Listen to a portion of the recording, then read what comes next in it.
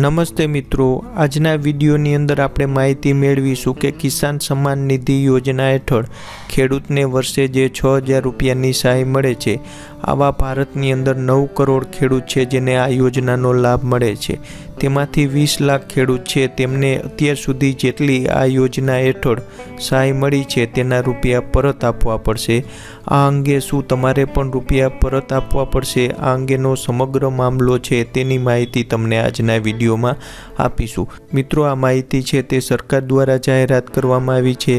સરકારે એક આરટીઆઈના જવાબની અંદર આ માહિતી આપી છે, તો આ સાચી માહિતી છે। આ પૂરી માહિતી મેળવવા માટે ખાસ વિડીયોને અંત સુધી જરૂર જોશો તો તમામ માહિતી તમને મળી જશે। તો ચાલો મિત્રો, આપણે આજના વિડીયોની શરૂઆત કરી। હવે જોઈએ તો 20 લાખ ખેડૂતો એવા છે જેને અત્યાર સુધી જેટલી સહાયની રકમ આ યોજના હેઠળ મળી હશે તે પરત આપવી પડશે।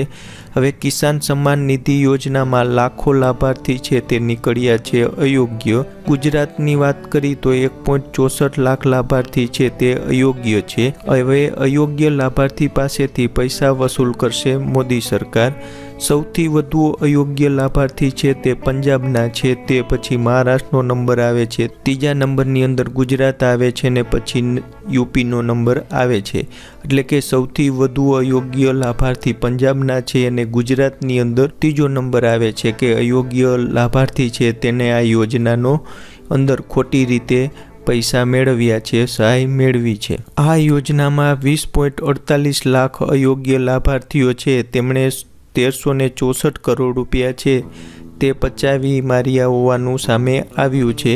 એટલે 20.48 લાખ અયોગ્ય લાભાર્થી છે ને તેમને 1364 કરોડની સહાય છે તે ખેડૂતે ખોટી રીતે મેળવી છે। હવે આ યોગ્ય લાભાર્થી પાસેથી પૈસા વસૂલ કરવાની પ્રક્રિયા છે તે શરૂ કરી દેવામાં આવી છે અને ખોટી રીતે લેવામાં આવેલા પૈસા જો પાછા આપવામાં ન આવે તો કાયદેસર કાર્યવાહી છે તે પણ તેમના વિરુદ્ધ કરવામાં આવી શકે છે। એટલે આવા જે ખોટી રીતે આ યોજનાનો લાભ મેળવ્યો છે, આગળ એ પણ જોશું કે કોનો સમાવેશ આ યોજનાની અંદર નહોતો થતો છતાં પણ તેમને લાભ મેળવ્યો છે તેવા તમામ અયોગ્ય લાભાર્થી છે તેમને અત્યાર સુધી જે સહાય મેળવી છે તે પરત આપવી પડશે। હવે કોણ છે આ યોગ્ય લાભાર્થીઓ? જો આમાં તમારો સમાવેશ થતો હશે તો તમારે પણ પરત આપવી પડશે અત્યાર સુધી જેટલી સહાયની રકમ મેળવી છે તે। હવે જે લોકો ખેતીની જમીનનો ઉપયોગ બીજા કામોની અંદર કરી રહ્યા છે તેમને પણ આ સહાયની રકમ છે તે પરત આપવી પડશે।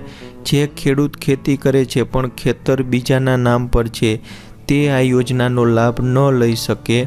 ઇન્કમ ટેક્સ ભરતો પરિવાર અથવા તો 10,000 રૂપિયાથી વધુ કે 10,000 રૂપિયાનું પેન્શન મેળવતા હોય તેવા ખેડૂત છે તે પણ આ યોજનાનો લાભ ન મેળવી શકે। જો કોઈ ખેતરનો માલિક છે પણ પોતે સરકારી કર્મચારી છે અથવા તો નિવૃત્ત થઈ ગયો છે અથવા તો ડૉક્ટર, એન્જિનિયર, ચાર્ટર્ડ એકાઉન્ટ, સાંસદ, ધારાસભ્ય, મંત્રી છે તો પણ આ યોજનાનો લાભ ન લઈ શકે। એટલે તમે ટેક્સ ભરતા હોય તો પણ આ યોજનાનો લાભ ન લઈ શકો। તમે ખેતીનો જમીનનો ઉપયોગ બીજા કામમાં કરતા હોય, 10,000 કરતાં વધુ પેન્શન મેળવતા હોય, ડૉક્ટર, એન્જિનિયર, ચાર્ટર્ડ એકાઉન્ટ છે અથવા તો કોઈ રાજકીય સાંસદ, ધારાસભ્ય, મંત્રી છે નિવૃત્ત થઈ ગયા હોય તો પણ આ યોજનાનો લાભ ન લઈ શકો। એટલે આટલા લોકો જે યોજનાનો લાભ લેતા હતા તેવા 20 લાખ ખેડૂત છે તેમણે પોતે અત્યાર સુધી જેટલી સહાય મેળવી હશે તે સરકાર પાછી આપવી પડશે, સરકાર પાછી લઈ લેશે।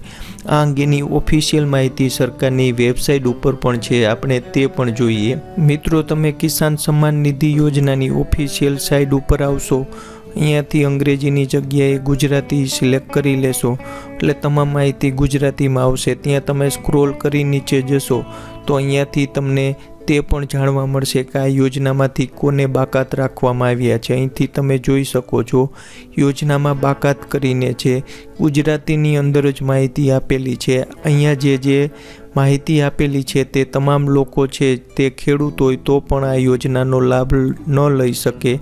તો આ માહિતી પણ તમે યોજનાની જે ઓફિશિયલ સાઇટ છે તેના ઉપરથી જઈને મેળવી શકો છો કે આટલા લોકો છે તેને આ યોજનામાંથી બાકાત રાખવામાં આવ્યા છે।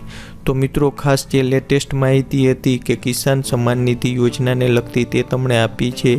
આ યોજનાને લગતા વધુ વિડીયો તમે આપણી ચેનલના પ્લેલિસ્ટ ઉપરથી જોઈ શકો છો અને આ યોજનાને લગતી વધુ માહિતી મેળવી શકો છો। ખાસ મિત્રો આ ચેનલને સબસ્ક્રાઈબ કરવાનું ભૂલતા નહીં। જય જવાન, જય કિસાન, જય હિન્દ।